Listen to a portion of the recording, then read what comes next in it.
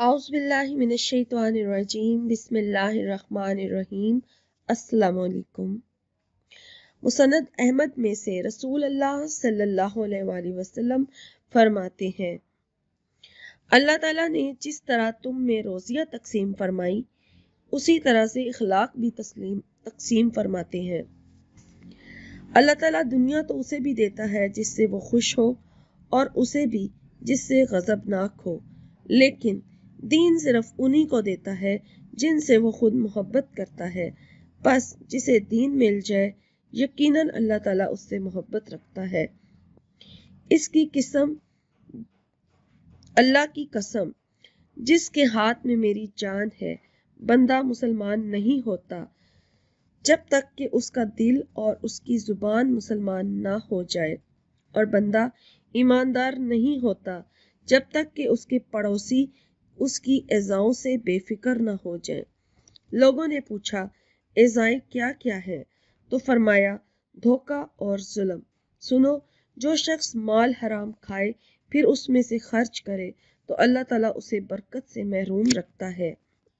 अगर वो इसमें से सदका करे तो कबूल नहीं होता, और जितना कुछ माल अपने बाद बाकी छोड़ मरे वो सब उसके लिए दोज़ख की आग का तोशा बनता है। याद रखो, अल्लाह ताला बुराई को बुराई से नहीं मिटाता बल्कि बुराई भलाई से मिटाता है। सुभान अल्लाह। अस्सलाम वालेकुम। क्या हाल है व्यूअर्स आप लोगों के? मैं उम्मीद करती हूँ कि आप लोग खैर आफियत से होंगे और आप लोगों के लिए दुआओं का सिलसिला, पहले दुरूद शरीफ पढ़ लें और आप भी पढ़ लीजिए और दुआओं का सिलसिला शुरू करते हैं। अल्लाहुम्मा सल्ली अला मुहम्मदिन व अला आले मुहम्मद कमा सल्लैता अला इब्राहीम व अला आले इब्राहीम इन्नका हमीदुम मजीद। अल्लाहुम्मा बारिक अला मुहम्मदिन व अला आले मुहम्मद कमा बारकता अला इब्राहीम व अला आले इब्राहीम इन्नका हमीदुम मजीद। ए अल्लाह, मैं तुझसे तमाम दुनिया में जितनी भी उम्मत मुसलमान है सबके लिए दुआ करती हूँ कि अल्लाह पाक तो सबके गुनाह माफ़ कर दे और तू सबसे राज़ी हो जा, तू सबकी परेशानियां दूर फरमा, तू हमारे गुनाह माफ़ कर दे, हमारी तौबा इस्तग़फ़ार कबूल कर। या अल्लाह तू हम सब से राज़ी हो जा, या अल्लाह तू हम सब से राज़ी हो जा। आमीन। या पाक परवरदिगार, जो भी वबाई अमराज जो दुनिया में फैली हुई है तो अल्लाह पाक तो उससे निजात दिला दे। और अल्लाह पाक तू मेरे तमाम सब्सक्राइबर और व्यूअर्स के लिए मैं तुझसे खसूसी दुआ करती हूँ। या पाक परवरदिगार, जो मुझे जिस दुआ के लिए भी कहता है तू सबसे वाकिफ़ है, तो अल्लाह पाक तू उनकी तमाम दुआओं को, तमाम हाजतों को कबूल और मकबूल फरमा, और अगर उनके हक़ में बेहतर नहीं तो उनके हक़ में बेहतर कर दे। आमीन। जो दुआओं के लिए वो मुझे कहते हैं तो अल्लाह पाक तू उनकी तमाम परेशानियां दूर फरमा। जिस परेशानी में घिरे हुए हैं मुसलमान, तो अल्लाह पाक तो उनको उन परेशानियों से निजात दिला दे। आमीन। बे औलादों को नेक सालिया और ज़िंदगी वाली औलाद से नवाज दे, और जो लोग शादी के उम्रों को पहुंच चुके हैं लेकिन शादियां नहीं हो पा रही तो गैब से अल्लाह पाक कोई वसीले बना दे। जो लोग रिज़्क़ की तंगी से परेशान है तो अल्लाह पाक तो खुला रिज़्क़ अता फरमा दे। और कारोबार के हवाले से भी बहुत सारी दुआओं के लिए कहा जाता है कि कारोबार कई लोगों का ठप हो चुका है तो अल्लाह पाक तो उनके लिए फिर से कोई ऐसा वसीला बना दे कि उनके कारोबार में फिर से बरकत हो जाए, फिर से उनका कारोबार आबाद हो जाए। जो लोग ज़ाती घर के मालिक बनना चाहते हैं और दुआओं के लिए कहते हैं तो अल्लाह पाक तो उनको अपने ज़ाती घरों का मालिक बना दे। और जिसके जो मसले मसाइल हैं तो अल्लाह पाक तो सबको उनसे निजात दिला। आमीन। व्यूअर्स, आप लोग भी तमाम उम्मत मुसलमान को अपनी दुआओं में याद रखें। इससे आप लोगों का, जब आप किसी के लिए दुआ करेंगे, दिल से दुआ करेंगे, तो आपके साथ भी अल्लाह ताला भलाई का मामला करेगा बेशक। तो बस मैं आपकी मेज़बान लैला हाजिर हूँ अपने चैनल वजीफ़ा इन उर्दू में।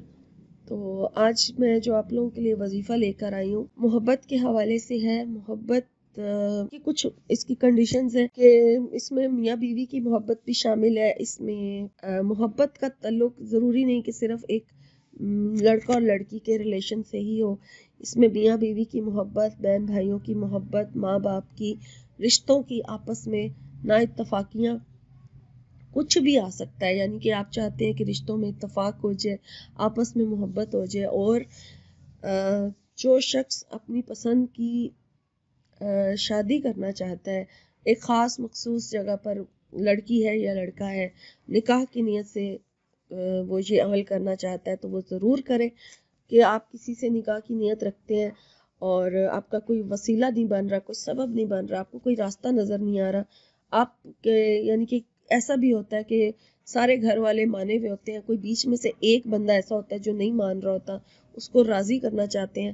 مین مقصد اس کا یہ ہے کہ آپ کے جو رکاوٹیں ہیں رشتے میں, جو پرابلمز ہیں ان کو ہٹانے کے لیے, ان رکاوٹوں کو دور کرنے کے لیے, کسی قسم کی کوئی بھی بندش ہے, کوئی بھی رکاوٹ ہے, اس کو دور کرنے کے لیے یہ عمل ہے. اور محبت اگر دور چلی گئی ہے, جیسے بلاک کر دیتے ہیں اور آپ چاہتے ہیں کہ اس نے ہمیں بلاک کر دیا, کسی کا 1 سال سے رابطہ نہیں ہے, کسی کا 2 مہینے سے رابطہ نہیں ہے, کسی کو کچھ دن ہو گئے ہیں, تو بہت سارے لوگ اس وجہ سے بھی پریشان ہیں اور ریکویسٹ کرتے ہیں کوئی ایسا سالڈ عمل بتایا جائے جس سے کرنے سے ہماری محبت ہمیں واپس مل جائے اور ان کی یہ پریشانی دور ہو جائے.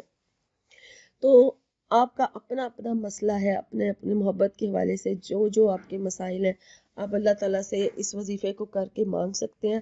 اور میاں بیوی کا رشتہ اگر ختم ہوتا جا رہا ہے اور آپس میں محبت نہیں ہے تو وہ اپنے رشتے کو بچانے کے لیے بھی اس عمل کو کر سکتے ہیں. یہ بہت زبردست عمل ہے اور یہ آیت کریمہ کا عمل ہے, قرآن پاک کی ایک آیت کریمہ کا عمل ہے. اور حضرت یونس علیہ السلام کی یہ دعا ہے جو انہوں نے مچھلی کے پیٹ میں پڑی تھی اور پھر ان کو اللہ تعالیٰ نے وہاں سے نکال دیا تھا. اور اتنی یہ پاورفل کلام ہے. اور اس کا یعنی کہ بسم اللہ الرحمن الرحیم, لا الہ الا انت سبحانک انی کنت من الظالمین, یہ آیت ہے اور آیت کریمہ اسے کہا جاتا ہے. اور یہ جو آیت ہے, اس آیت کا میں نے خود بھی جو ہے وہ میں بلکہ اس کی عاملہ میں اپنے آپ کو کہوں گی, کیونکہ میں نے اس کا عمل باقاعدہ کیا ہوا ہے. جس طرح سے ایک عامل بنا جاتا ہے, عاملہ بنا جاتا ہے, تو میں نے عاملہ ہوں میں اس کی, اور میں نے اس کو باقاعدہ پرہیز کے ساتھ اس کو پوری یعنی کہ اس کو اجازت لے کے اس کی پوری یعنی کہ جتنے اس کے ساتھ جو پرہیز کی جاتی ہیں وہ ساری شرائط ہیں جو اس کے ساتھ دی جاتی ہیں, ان سب کو پر عمل کرتے ہوئے میں نے اس وظیفے کو اس کا عمل کیا ہوا ہے. تو میں اس کی عاملہ بھی ہوں آیت کریمہ کی, اور اسی لیے آپ سے آج اس کا وظیفہ بھی شیئر کر رہی ہوں کہ جو لوگ ویسے بھی پریشان ہے, کوئی مطلب ان کی حاجت ہے اور وہ اس کو حاصل کرنا چاہتے ہیں تو وہ بھی اس عمل کو کر سکتے ہیں. اور یہ صرف 1 دن کا عمل جو میں آپ کو بتانے چاہ رہی ہوں وہ صرف 1 رات کا عمل ہے. صرف 1 رات میں کچھ تھوڑی دیر کے لیے, زیادہ سے زیادہ آپ کو آدھا گھنٹہ لگ جائے گا کرتے ہوئے, یا پھر 1 گھنٹہ آپ کو چاہیے صرف. اور یہ تہجد کے ٹائم آپ نے یہ عمل کرنا ہے, ٹھیک ہے نا. تہجد کے ٹائم آپ نے یہ وظیفہ کرنا ہے. تہجد کی نماز ادا کرنے سے پہلے بھی کر سکتے ہیں اور تہجد کی نماز ادا کرنے کے بعد بھی کر سکتے ہیں, یہ آپ کی مرضی ہے. 1 رات صرف یہ عمل کیا جائے گا. اور اگر اس عمل کو ویسے تو کسی دن بھی کیا جا سکتا ہے, لیکن اگر اس کو جمعے رات اور جمعے کی درمیانی رات میں کیا جائے تو یہ بہت ہی زیادہ پاورفل ہو جائے گا, ٹھیک ہے. اگر آپ اسے جمعے رات اور جمعے کی درمیانی رات میں یعنی تہجد کے ٹائم پر اگر اس عمل کو کر لیں صرف 1 دن, تو آپ کو اس سے جو اللہ تعالیٰ سے مانگنا چاہیں, جو بھی ویسے بھی وہ ٹائم تہجد کا ایسا ہوتا ہے کہ آپ اللہ تعالیٰ سے ڈھیروں دعائیں مانگیں, اس سے اللہ تعالیٰ سے ہم کلام ہو, باتیں کریں, جو بھی مانگیں گے وہ آپ کو ملے گا. تو اگر کوئی وظیفہ کر کے اللہ تعالیٰ سے مانگا جائے گا تو وہ لازمی پھر آپ کو وہ دعا جو ہے وہ لازمی قبول ہوگی. تو آیت کریمہ کو کتنی تعداد میں پڑھنا ہے وہ اب آپ نوٹ کر لیجیے. سب سے پہلے تو آپ نے جو ہے وضو کے بغیر یہ عمل نہیں ہوگا, وضو کر لیں. اگر آپ تہجد کی نماز سے پہلے بھی کر رہے ہیں, آپ نے وضو کر لیا. وضو کرنے کے بعد اپنے کسی بھی ایک مقصد, کسی بھی ایک حاجت کے لیے آپ نے نیت کر لینی ہے, جس مقصد کے لیے بھی آپ اس عمل کو کرنے لگے ہیں. اس کے بعد پھر آپ نے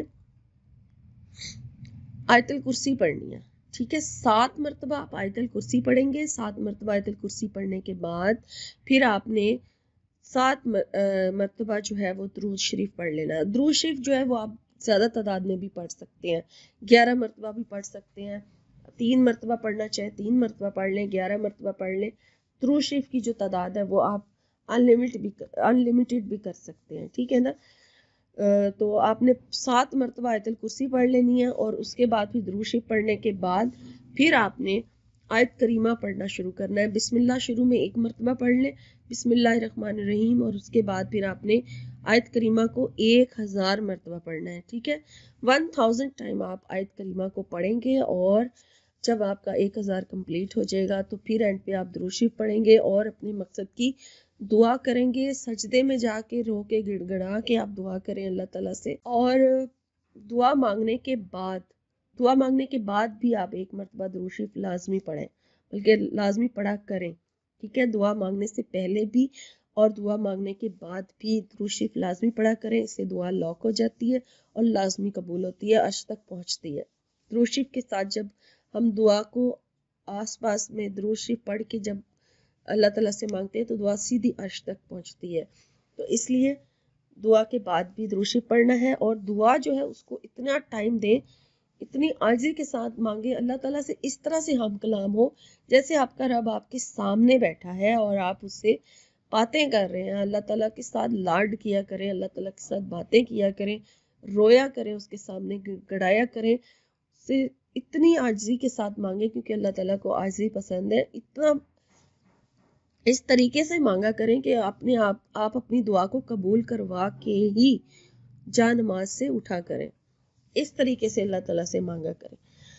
تو یہ تھا آج کا وظیفہ، آج کی ویڈیو، اور یہ 1 دن کا عمل ہے، لیکن اگر آپ اس کو دوبارہ بھی کرنا چاہیں کسی اور مقصد کے لیے، کسی اور حاجت کے لیے تو کر سکتے ہیں، لیکن یہ 1 دن کا عمل ہے، اور 1 دن آپ کسی ایک حاجت کے لیے کر کے تو پھر چھوڑ دیں اور پھر ویٹ کریں.